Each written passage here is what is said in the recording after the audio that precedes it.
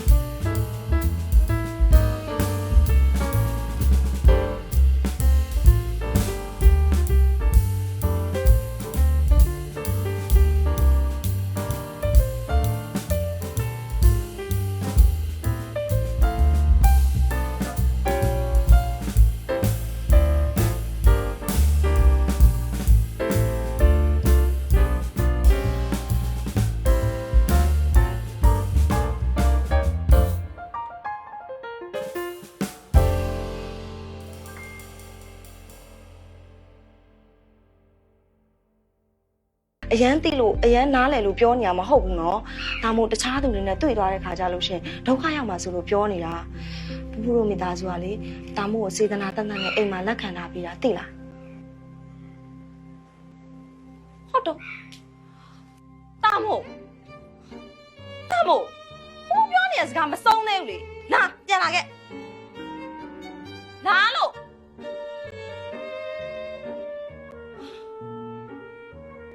နော်အဲ့လိုပြောစကားနားမထောင်မဲ့လှုပ်ချင်တာလှုပ်နေဘူးအရန်ကိုစိတ်ညစ်မိမှာပဲထု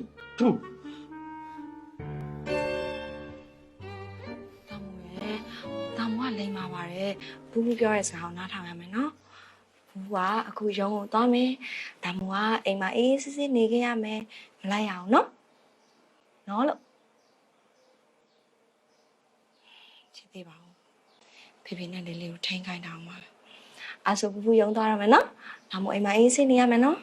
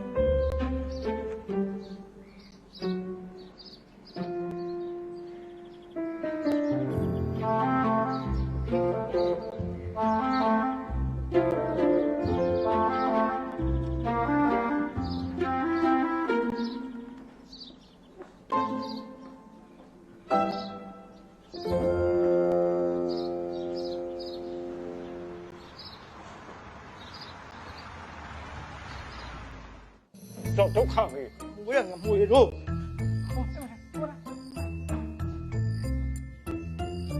嗨，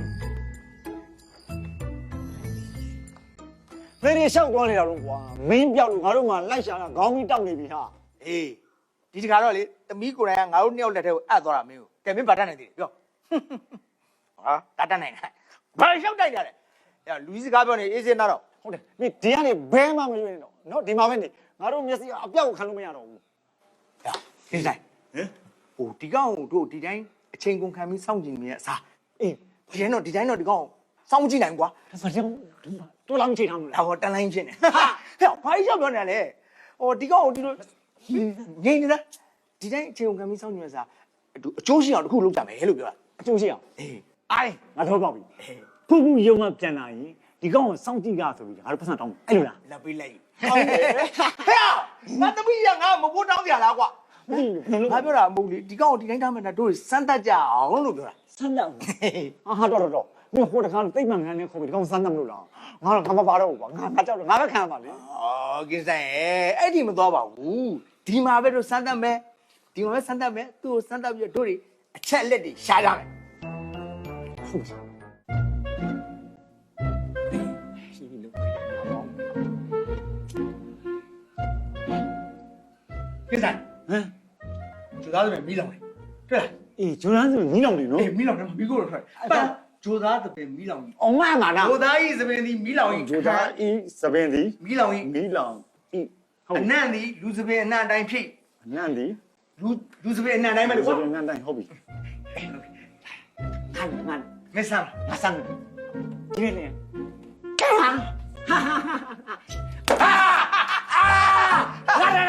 ဒီဂျိုးလာပါရတယ် အဲ့လိုမှတ် လာတယ် မှတ်လေ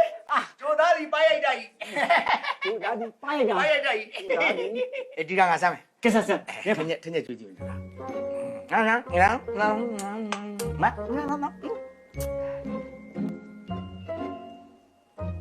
ပါစားရစားညံဟာစားရ ဒီဘက်တော့လူစား မ တော့ပါမယ် ဂျိုသားထင်းညက်ကြိုက်သည် ဂျိုးသားထညက်ကြိုက်တယ် မဒါ ဂျိုးသားထညက်ကြိုက်တယ်အေးငါစမ်းမယ် အေးစား ဒီကချာမင်းရုပ်ကြီးကြည့်ကြည့် ဒီကောင်း မကောင်းလား ကောင်း ဒီဒီကြည့်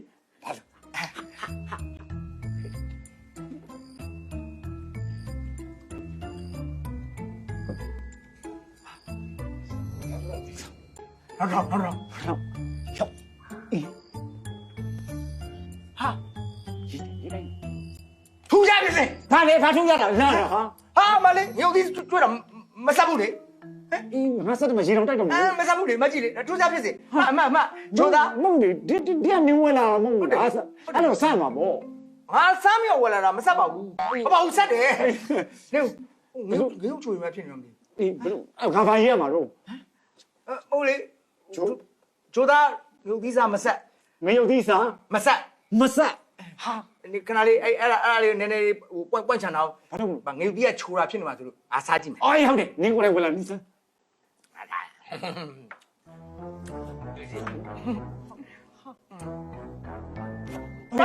ဘာလို့မလာဘူးဘာသာတိုင်းရောတယ်ငါညံပြကြတယ် 娘家，娘家咋的嘞？ ငါပြ 掉了，不是帮我嘛都， တော့ငါတရစားတတ်သူမလာဘူးအဲ့ဒါထွေး 那所以，他三嘛不，好不要不， စားပါလေ 啥的，没得，完了。 စက်ကွန်းဒီတန်လိုက်စက်ကွန်းမေးပါမရှိ 公家的都抢， စားဘူးအာမစားတယ် 啊，三的，မမတယ်မမတယ် 三的，ထူစားတော့ထူကြဖြစ်စင်ပဲဟမ်အော်ဟာသူကစားမှမစားတာကိုငုံလာတာကိုဒါကြောင့်မဆက်တာကိုဂျိုသားလူလဲ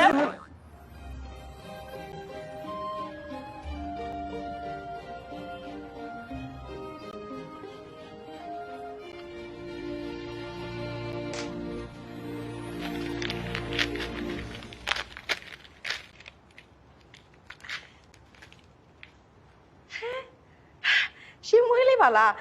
လှလိုက်တာ အဲ့ဒါဖူးအတွက်ကိုကိုရဲ့လက်ဆောင် ဟိုဘာအတွက်ပေးရလဲစီကို စီးဦးလာပေါ့ အော်ဟုတ်တာပဲကိုကိုဘာအတွက်ပေးရလဲ ကိုကချစ်သူတွေပဲလေဘာအတွက်ညာတော့ရှိသေးလို့လားကိုကိုဖို့ချစ်လို့ပေးတာ တကယ်ငါဆိုဘူးကကိုကိုကိုကျေးဇူးတင်ပါတယ်ရှင်ကျေးဇူးပဲနော်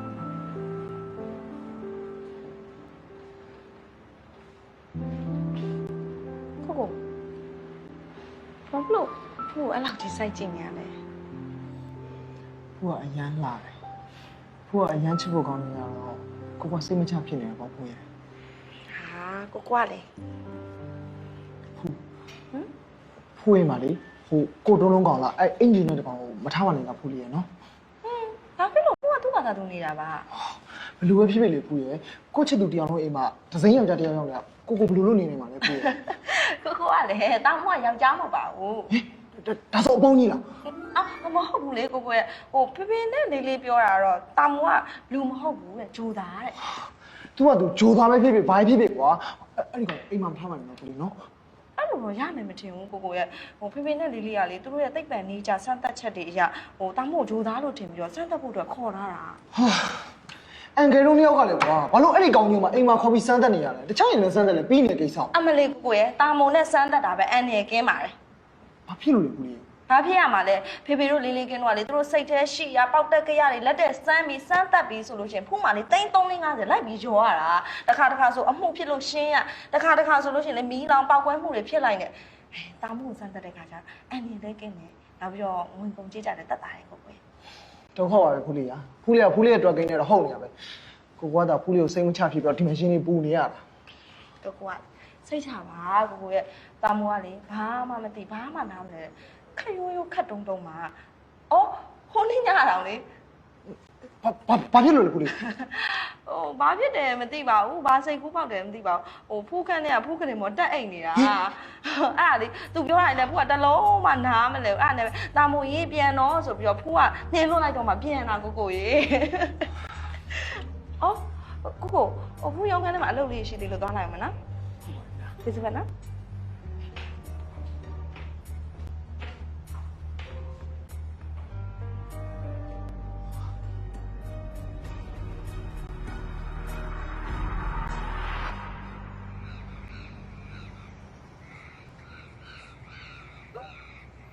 ယူပါလား မခင်မေဈေးရပြန်လာလား စေးစချင်းတော့မြင်မှာဈေးရပြန်လာလားမေးလဲမေးတတ်တယ် မခင်မေရလဲ ဟမ်မမလေးလာကြွရလား ဟုတ်ဘူးခဏလေးမခင်မေနဲ့ကျွန်တော်နှစ်ယောက်တည်းတူတူတိုင်နေတာရှိတယ် ပုံပါကျမတို့တိတိတိုင်မယ်မို့ ဟုတ်တယ်ခဏလေးနော်ဟောရောက်လာရောက်ဒီမှာပတ်စံစမ်းတယ် ဟာအချိန်များရဲ့ဘုံဘပေးရလားအော်တီးဟိုကောင်ကတော့အိမ်မှာအလူရှိရမလားခင်ဗျကိုဈေးဝယ်ခိုင်းတာမလားချက်ခွဲချက်ပြရမလား တားလေးရဲ့စက်သားလေးအာလူလေးရဲ့အော်ဘာလို့ရှောက်ပြောနေလဲမခင်မေကလေကျွန်တော်တေချာနားတော့ဒီဆက်သိန်းကိုခဏယူထားလားနော်ကျွန်တော်ဖြစ်စီရှင်တာခမရတို့အိမ်မှာရောက်နေလေဟိုကိုတုံးလုံးကောင်အေးအဲ့ဒီကောင်ကိုခမရယောက်ျားနဲ့ပေါင်းပြီးတော့တနေရာမှာတွားပစ်လိုက်ဗျာနော် ဟိုတုံးလုံးကောင်တာမိုမီတာဗော ဟာဟုတ်တယ်အဲ့ဒီကောင်တနေရာမှာတွားပစ်လိုက်စမ်းပါ တာမိုမီတာဂျိုသားလीနောက်ပြီးတော့ဟိုမမဒီခေါ်လာတာအာစီလေးရလေအဲ့တာမိုမီတာကိုတိတ်ပိုင်နေကြစားတတ်နေကြတာ ခမရဗျာစကားတွေကိုအရမ်းများတယ်ရော့နောက်ထပ်5သိန်းထည့်ပါဒီကောင်ကြီးလေဘာကောင်ကြီးဖြစ်နေဗျာအဲ့ကောင်တော့အိမ်မှာမရှိတော့ဆိုရင်ဒီထံများတဲ့ပတ်စံကြီးခမရတို့လည်းမြောက်ထပ်ပေးအများကြီးနော် ဒီတဲ့ပတ်စံညာပေးဦးမှာ လိုက်ထပ်ပေးပါနော်ဒီမဲ့ရော့ဒါကျွန်တော်ရဲ့ business ကတခုခုအရေးအကြောင်းဆိုရင်ကျွန်တော်ဒီ setting focus နော် ဟုတ် တေချာလုံးနော်ရပြီချက်သေးတော့တာမုံမိတိုင်း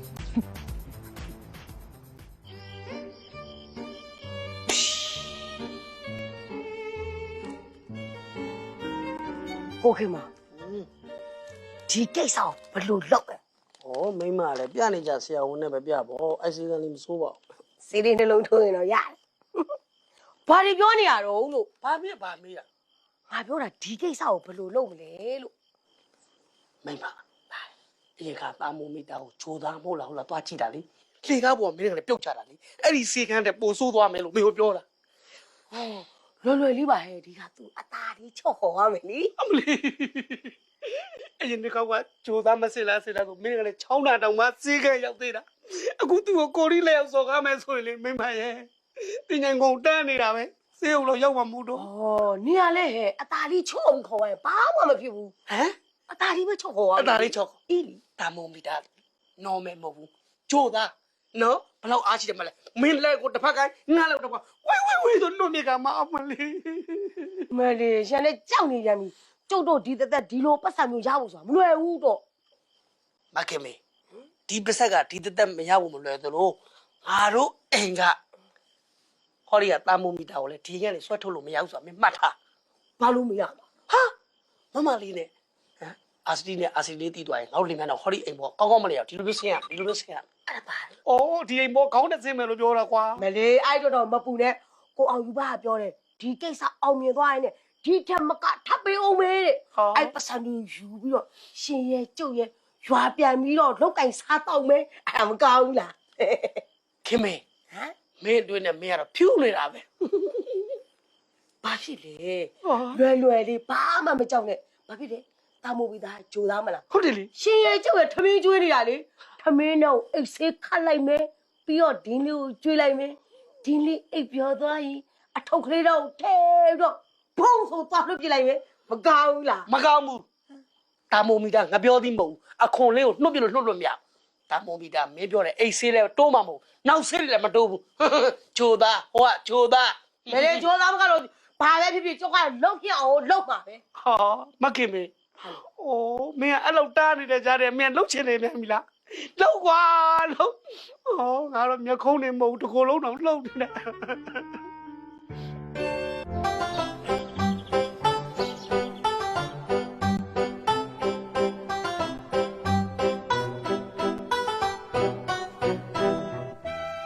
ကိုခင်မောင် ရှိ စေမလား ဒီစီပြောလဲအမေ ဂျိုသားစတဲ့ပြန်ပြောမယ်ကိုမလုံးနဲ့အမစင်တီဂျိုသားကိုတေချာချောင်းမယ် မင်းမ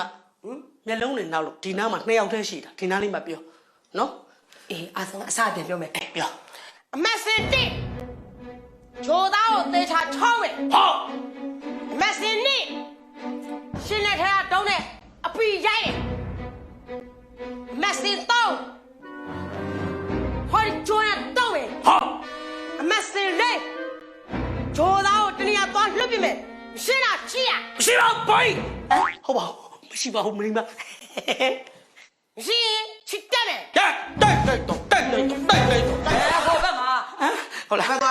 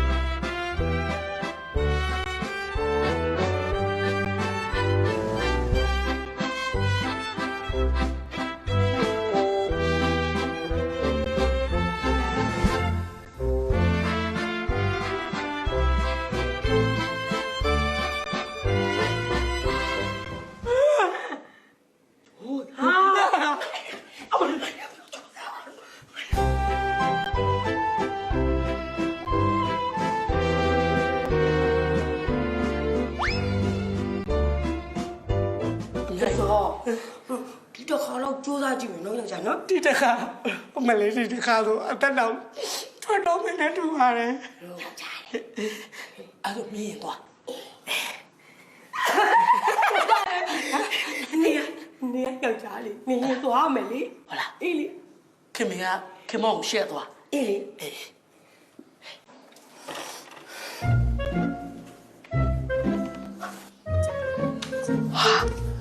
ကွေးမယ်ကွေးမယ်ဟဲ့ပါယောက်ျားဟဲ့ပါယောက်ျားစနေညကြောက်တခါရတာဒါစားတေးချော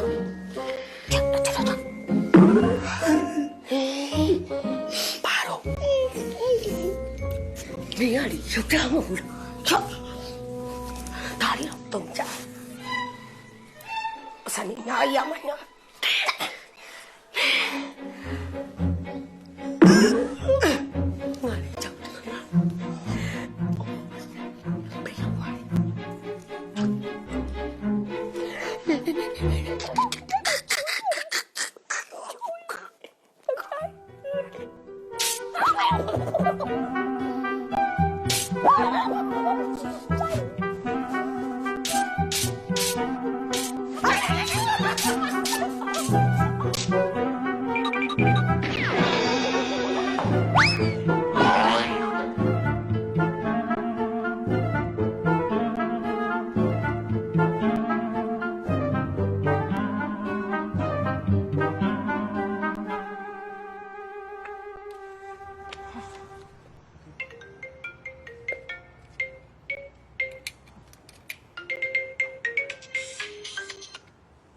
ဟယ်လို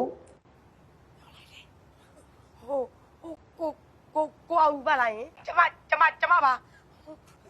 မခင်မေပါရှင် မခင်မေလားဟိုကျွန်တော်ခန့်တဲ့ကိစ္စကိုအဆင်ပြေလားပြီးတော့အဲ့ဒီကိုတုံးလုံးကောင်ရောခဝန်းမှာပြစ်လိုက်ရလား မလုပ်ပါသေးဘူး ဘာဖြစ်လို့မလုပ်သေးရလဲနည်းနည်းလုံနေဗျာပြီးတော့မှကျွန်တော်အဲ့ခင်ဗျားတို့စိတ်သိထပ်ပေးပါလေ ဟိုအိုက်ဆယ်တိတ်လဲဟိုခင်မေမလို့ချင်ဟိုကိုအောင်ပါပေးထားတယ်ဟို15သိန်းလဲလေဟိုညံလေးလာပြယူနော် ဘာဖြစ်လို့လဲ ဟိုတာမိုမီတာကလေဟိုရှင်တို့ထင်တယ်လို့ ဂျိုသားအစ်စ်ဖြစ်နေလို့ဟိုကျမတို့လင်မယားနေတော့သူ့နားမကတ်ရဘူးတော့ အာမဟုတ်သေးပါဘူးဗျာအဲ့ဒီကောင်ဘာကောင်မို့လို့လဲဗျပြီးတော့ခင်ဗျအဲ့လောက်လေးတော့လုပ်ပေးနိုင်ဘူးလား အဲ့လောက်လေးမဟုတ်ဘူးရှင်အဲ့လောက်ကြီး ဟာဟယ်လိုဟယ်လို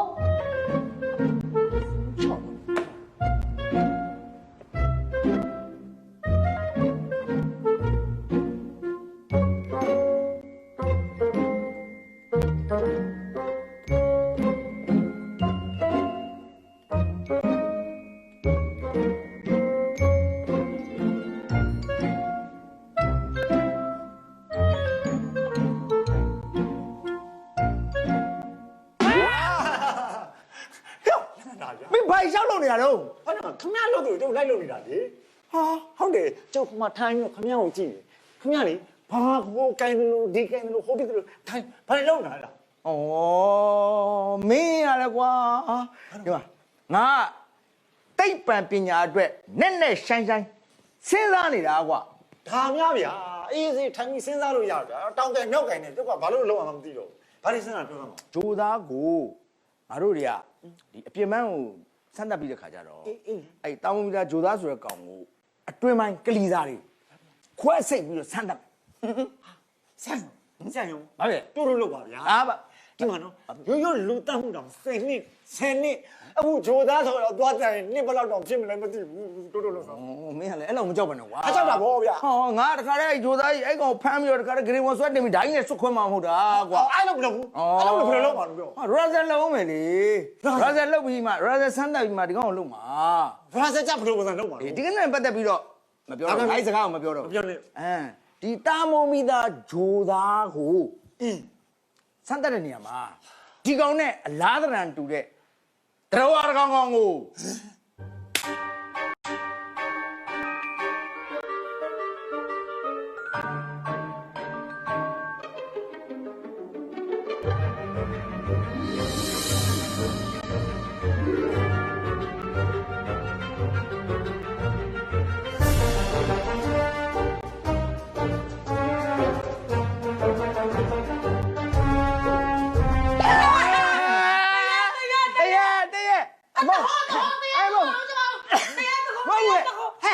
ငါတို့တွေပါဟဲ့နင်ဘာဖြစ်နေရလဲ အာစရီ အေး အာစရီနဲ့အာစရီလေး အေး ဘလို့ဖြစ်လာတော့ဒီပုံစံကြီးတွေက ငါတို့ကဂျိုရာတမ်မီတာကိုခွာစိတ်ထမ်းတမ်းလို့ ပြေဆုံး အာစရီတို့ကဒီမင်းကိုကြောင်ထဲမှာခွဲစိတ်မလို့ဟာကျွန်မကြောက်တယ်တော့သွေးရဲတယ်ကျွန်မမကြည့်ရဘူး ဩဒီထဲမှာတော့ခွဲမလားဟဲ့ဂျိုသားတာမုံမီတာခွဲမဆိုငါတို့ကဆန်းတက်ခန်းထဲမှာခွဲမှာဗောတိတ်ပဲဆန်းတက်ခန်းရှိရလေအဲ့မှာခွဲမှာဗောအခုကပွဲမဝင်ခင်အပြင်ကကျင်းပဆိုတဲ့အတိုင်းလုံးမလို့နင်ဒီနေ့ဈေးရပြန်လာမလား ဟုတ်ကဲ့ ငါပါလားငါ ငါပါတယ်လေ ပြောင်း ဟာ ဟာအတော်ပဲဗျာအတော်ပဲဗျာ အဲ့မှာခွာလို့ကောင်းတယ် အေးဒါကြီးကိုတာမုံမီတာအမှတ်နဲ့ငါတို့ဆန်းတက်ခွဲစီမှာ โอเค โอเคနော်အေးဟုတ်ငါ့ကိုဒီထားခဲ့ ဟုတ်ကဲ့ နော်ဒီပစ္စည်းပြန်သေးပြီးတော့ ဒါကိုပြန်တယ်ဝါဟာ ဒါဒီနေရာကိုတို့ဒီခဏယူထားမယ်ဟုတ်နော်ဘိုင်အားရရှယ်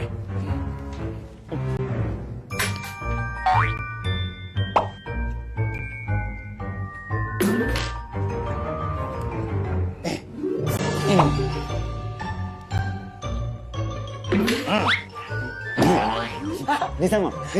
ဘာလို့ နော်တင်းပေးပြီးတင်းတော့ဘေးကိုချတယ်ဟမ်မခွာနဲ့ဘာလို့ဘေးကိုချတာတော့ အော်ရုပ်ရှင်ကားတွေမှာလဲဒီလိုပဲလေကွာဟမ်မင်းကပေးတယ်ငါတောင်းတယ်မင်းကပေးတယ်ငါတောင်းတယ်ပြီးတော့ဘေးကိုချတယ်မင်းကပေးတယ်ငါတောင်းတယ်ဘေးကိုချတယ်ပြီးတော့သူလုပ်ချင်တာလုပ်တာလေဟုတ်တယ်မလား ဟုတ်ဘူးလေကိုရိုက်ဟာရုပ်ရှင်ထဲမှာအခုကတကယ်ခွာရမှာလေ အေးဟုတ်တယ်ကွာအေးခွဲရမှာခုနကချစ်ငါ့ကိုကြာငါစမ်းတယ်မဟုတ်တော့ကူးမဆိုင်တဲ့အတိုင်းပဲနော်ကြောက်လဲမကြောက်တဲ့အတိုင်းပဲကြာဟာမျက်လုံးလေးကရီဝဲပြီးကြည့်ပြီးတော့နှခမ်းလေးလည်းပြည်တီနဲ့ဒီလိုလေး အာစရီငါတို့ပြည်ဒီမှာအဲ့ဒီတိုင်းပဲမျိုးလုံးလေးပြူတယ်ပါဇက်ကလေးကပြဲတယ်ငါတိုင်းပဲ ဟုတ်လား အေး ဟောဟေး နေဦးဗျဟမ်ကျုပ်ကိုခွဲမယ်တာမုံမီတာဂျိုသားလေဗျာ ဟုတ်တယ်လေ အဂျိုသားဆိုတော့လူတိုင်းပဲဗျဟုတ်ဘူးလား ဟုတ်တယ် ဟဲ့ခုငါကတာမုံမီတာသေးတယ်လေမသေးလို့လား အေး အဲ့တော့ မင်းပြောတာဟုတ်တာပဲ အဲ့ဒါကိုပြောနေတာလေ အဲ့တော့ငါအစားလူကိုကိုယ်တိုင်ခွဲသိနေတာမကောင်းဘူးလား တော်လိုက်တာမင်းတော်လိုက်တာကွာ ဆရာဝန်ကြီးနေရလား ဟုတ်ဝမ်းသာပါလို့ အေးပါအေးပါ အဲ့ဒါငါဘသူ့ခွဲရမှာ တိတ်ခင်ဗျာလုံးဝေးတယ်ခင်ဗျားဘေးမှာခင်မီတရားလုံးရှိတယ်လေခင်လေးကိုခွဲလိုက်ပေါ့ ဟာဟုတ်တယ် အစီ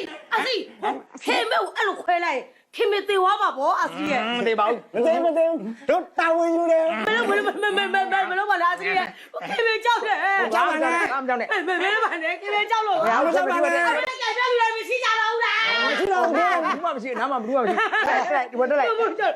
အစီမခွဲမရဘူးလား မရဘူးခွဲမှာ အဲ့ဒါဆိုခဏလေး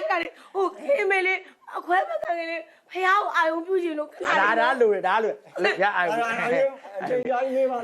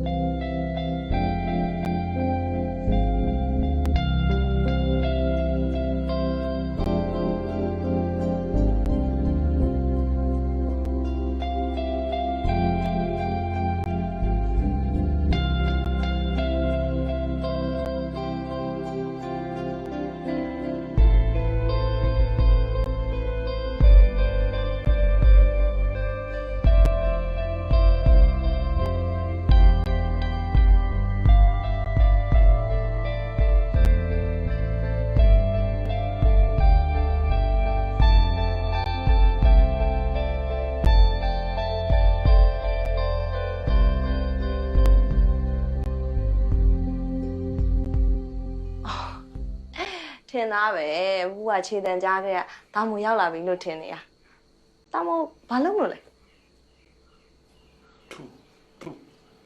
အော်ဘူးကဖះရှိခိုးနေတာတာမို့ရဲ့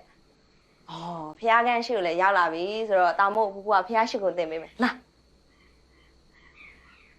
လာပါတာမို့ရဲ့လာလေတာမို့တမဖျားရှိမှအဲ့လိုမထိုင်အောင်ဘူးတမရဲ့ဒီမှာဘူးထိုင်တာကြည့်ဘူးလိုထိုင်ဟုတ်တယ်တမရဲ့ဟုတ်တယ်အဲ့လိုလေးထိုင်နော်လောက်ချီမယ်ဖျားကိုရှစ်ကိုတဲ့ခါဖျားကိုမဟုတ်ဘူးလေတမရဲ့ဒီလိုလက်ဆယ်ပြားထိတ်မှမိုးကြာဘူးလေးလုံပုံလေးဟုတ်တယ်တမကသိရကြည်စမ်းဥချမယ်နော်အဲ့ဆိုဘူးနဲ့တူဥချမယ်နော်ဘူးနဲ့တူတစ်ချိန်ကတော့မယ်ဟုတ်ပြီနောက်တစ်ချိန်ကတော့မနော်ဒါမဒုက္ခပါပဲတမဖို့မကြောက်အောင်လေတမရဲ့ဖို့တော့ငရဲကြီးတော့မှာပဲဒုက္ခပဲဖះကိုကြောရတာတမရဲ့ဖို့မကြောရဘူးဖို့ကတင်ပေးနေတာတမနော်ဟုတ်တယ်ဖះဘက်ကိုလဲပြီးရှစ်ခိုးအောင်တစ်ချိန်တော့ဥချကြည့်ပါဟုတ်တယ်လက်ကလေးချဟုတ်တယ်ထီချင်း၅ပါးဆိုအဲ့လိုဟုတ်တယ်တမရဲ့တော်လိုက်တာတမက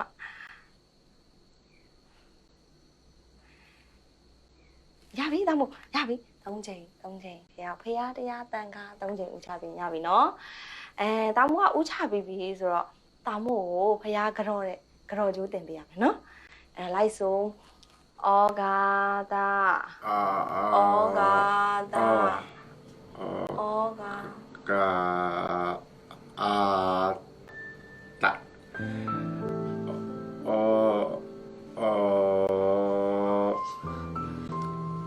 ဖြစ်ရလေတမို့ရဲ့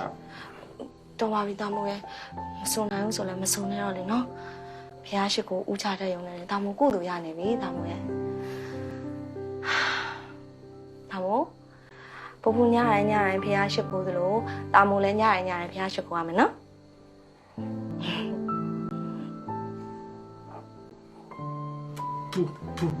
ဖူဟုတ်တယ်ဖူလည်းဖះရှိကိုတယ်တမို့လည်းဖះရှိကိုရမယ်ဟုတ်လား ကဲလောက်ပါအောင်ဖို့ကြော့ပြပါအောင်ဖေကြော့ပြပါဦးတော့တောင်းကျင်ချမယ်နော်တစ်ချိန်ဟုတ်တယ်တော့လိမ်မာလိုက်တာဟုတ်တယ်နှစ်ချိန်သုံးချိန်ဟာတာမိုးကလိမ်မာလိုက်တာတာမိုးရဲ့ဒီမှာတာမိုး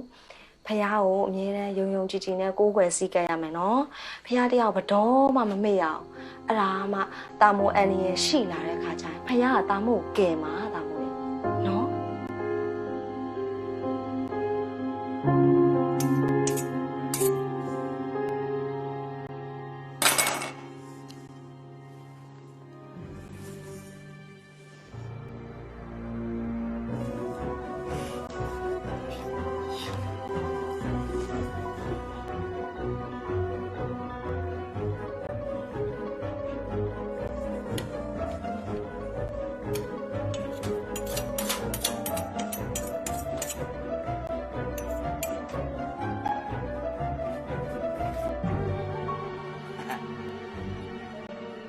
ကိစ္စ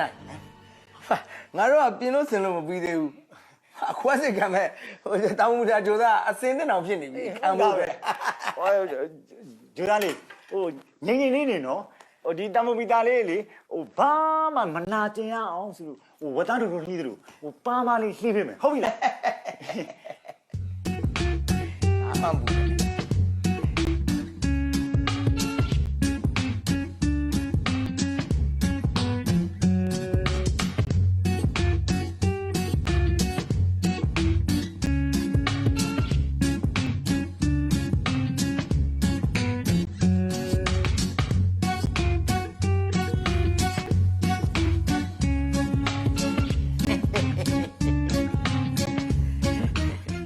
တာမူမီတာလေးရေအနားယူထားတာပြီးတော့ဆိုရင်တော့တော်တော်လေးအားတွေရှိနေပြီဟုတ်တယ်ဟုတ်တယ်ဟိုညီလေးတမမီတာဂျိုသားလေးလိမ့်ပါတယ်နော်ထားလိုက်တော့တကယ်စတိုင်းနဲ့ဟို operation လုပ်ကြမယ်ခွေးစကန်ဝင်ကြမယ်ခွေးစကန်ထဲမှာဥရောကတားကိုသေးသေးချာချာခွဲစိတ်စမ်းတက်ပြီးတော့အချက်လက်တွေယူမယ်ပြီးအဲ့အချက်လက်တွေကိုကဘာကိုတင်ပြမယ်အဲ့ကြရင်တားလဲကဘာကျော်ပြီဥရောနှစ်ယောက်လဲကဘာကျော်သိပ္ပံပညာရှင်တွေဖြစ်သွားပြီဒါပဲလေ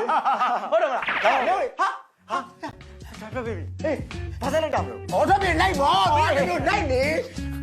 ကွာ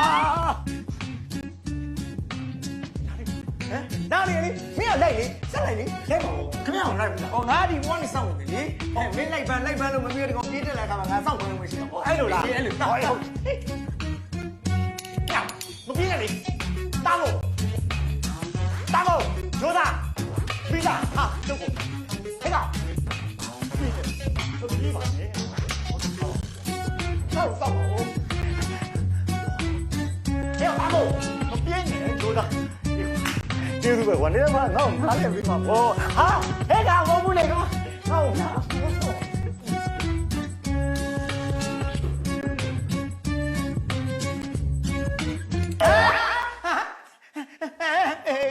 ဒီမှာဒ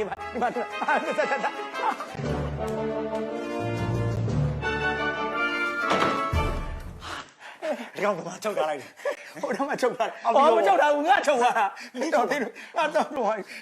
ရားကန်းနဲ့ဝင်ပြေးသွားတယ်အဲ့လိုဟုတ်ပြီဒီမှာဘုရားကန်းနဲ့ကနေဒီကောင်တနေရာပြေးစရာမရှိတော့ဘူးနော်အဲ့တော့အသားလေးဘုရားကန်းနဲ့ဝင်မယ်ဝင်ပြီးတော့ဒီကောင်စမ်းတက်ခန်းတွေပဲခေါ်မသွားတော့ဘူးဘယ်လိုမှပြေးနေမှာအဲ့ဘုရားကန်းနဲ့ခွဲမယ်ကွာတွေ့နေမှာဖမ်းခွဲမယ်အဲ့ကောင်မင်းဟိုဓာကြီးကိုဘာလို့အောင်မတော့ဒီကောင်6ယောက်ခုတ်ပလိုက်အခုလည်းတော့6ယောက်ပြတ်သွားမှာဟိုပြတ်သွားတော့မပြတ်ဆက်ပြီကွာအော်အေးငါပြီးလာတဲ့ဓာအသေးလေးနဲ့ငါတိုင်းလို့ခွဲထားလိုက်ပဲအဲ့ဒါကောင်းတယ်ဒန်းလို့တွေးထားโอเคတော့ထားယူလိုက်ဖះတယောက်ဘတော်မှမမေ့ရအောင်အဲ့ဒါမှတာမိုးအန်နီရဲ့ရှိလာတဲ့ခါကျရင်ဖះကတာမိုးကိုကယ်မှာတာမိုးရဲ့နော်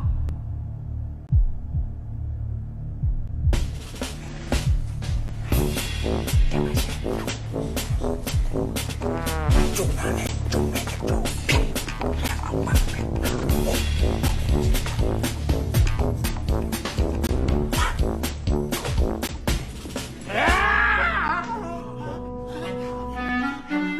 ကတော့ဗျာဟုတ်လေဟုတ်အဲ့လိုမဖြစ်အောင်လေတာမမီတာလေးရေ ဂျိုသားလေး ဟိုဖះကြီးကိုသွားထားလိုက်ပါလားကွာ လေးပါတယ်နော် နော်သွားထားလိုက်နော်အေးလာတော့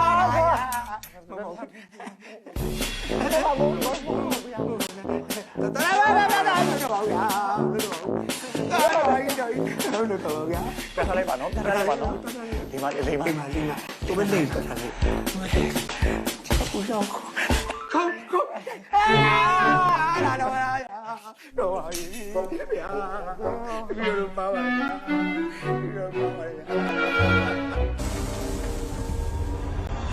ဘေးတို့သမီးယောက်ပါပြင်းနေကြတာအဲ့နဲ့ဟိုတောင်းမီတာကိုနဲ့ဟိုစိန်ကြီးတဲ့ကစားကြတာ နိုင်ငံမျက်ကစားနေကြတာ ငါများတယ်ပြီနေကြတော့တော့ပါမောင်တေးမမမဝတ်ဘာလို့ဒီလိုဒီလောက်ပေါ်တော့ ID kit ဆိုတော့ ID kit နဲ့အတူ online မှာအသုံးပြုနေတဲ့ဒီပညာတွေနဲ့စီမံပြီးနှိမ့်နေမှာ